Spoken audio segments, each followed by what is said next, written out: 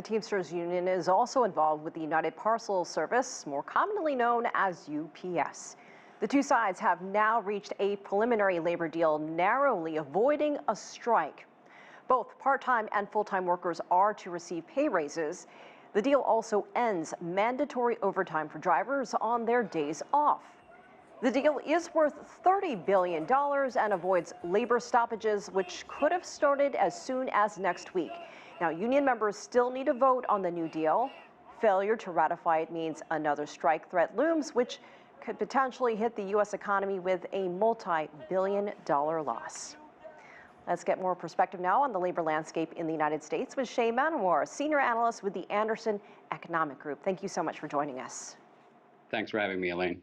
So, Shay, UPS and the Teamsters did come to a tentative agreement. Any reason, though, their deal might not get ratified? And if it doesn't, what could we see? We know a strike is still likely to happen, or could they go back to renegotiating? That's a very good question, Elaine.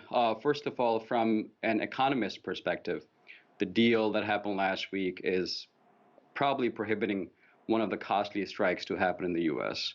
We were actually looking at nearly $7.1 billion in total economic losses if the deal or if the strike was going to happen tomorrow, lasting 10 days. So knock on the wood. I hope that the negotiations go through and we don't have to experience nearly $7.1 billion in economic losses that we thought it would happen if the strike would have happened. Is it surprising that this agreement came together before the deadline? UPS was actually training its managers, even FedEx discussing the possibility of picking up any kind of overflow, which would have been momentous if the strike happened. One of the main reasons I believe is that the U.S. in 2023 cannot afford another disruption. We are just recovering from a global pandemic. We are recovering from a supply chain disruptions that affected the U.S. auto industry. You're looking at consumers being affected because of the high inflation rates, recent issues with the banking disruption. So I don't think so the economy is geared or is ready to endure another disruption, and that may have played a part from the UPS perspective as well as the Teamsters. Trucking giant Yellow, as we heard, ceased operations over debt. Also issues there with the Teamsters Union. A different story, so talk us through that.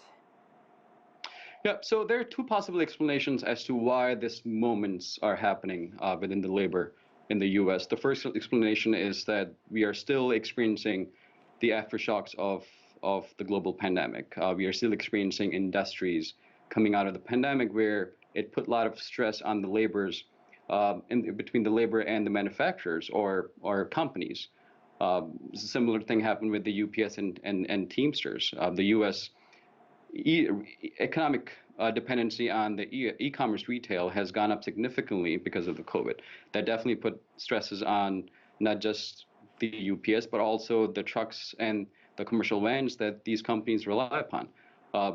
So we may see some uptick in similar episodes, but at the end of the day, the U.S. as an economy cannot afford to have another episode of supply chain disruptions. On the other end, though, a different story in Hollywood, dual strikes continuing to drag on with the writers and the actors. Do you see any resolution on the horizon there, perhaps just in time for the fall television season? There could be, but in terms of its impact on the U.S. economy, the consumers, there's a small segment of consumers that may be affected, but not as big as what we could possibly see in another possible strike that could be happen between the UAW and the automakers. We are looking at UAW striking against the big three automakers. That may happen in the next couple of months. So as an economist, we're worrying about what could happen there in September if the UAW ends up striking against the automakers. That includes Ford, GM, and Stellantis. Definitely something to watch.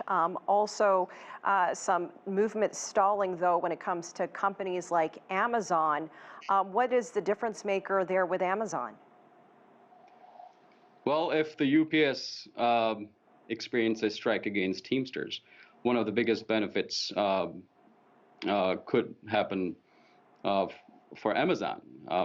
Amazon is competing with not just the UPS but also FedEx. So any disruption when the UPS revenues would possibly benefit Amazon and its ability to capture the market share that may end up losing if the UPS and Teamsters are not able to strike an agreement.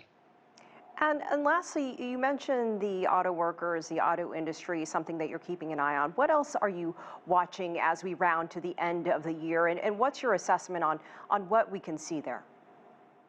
So, as I said, there's one explanation is that we are still recovering from the COVID aftershocks. The other explanation is that in the US, the industries are going through certain transitions, partly because of the EVs. So if there are multiple battery plants being built across the US, we are possibly looking at a new handbook being written between the labor and the manufacturers. So we may see an uptick in similar episodes. And just to remember, in the past 20, 30 years, the union membership rate in the US has gone down dramatically. So we may see if not a dramatic reverse, but a pause on the downward trend. That means that because of these battery plants being built, there is an added pressure on the manufacturers to rewrite the handbooks that they may not have written in the past 20, 30, or 40 years. And you have a front row seat there in Michigan. Thank you so much for joining us, Shay Manawar from Michigan. Appreciate it.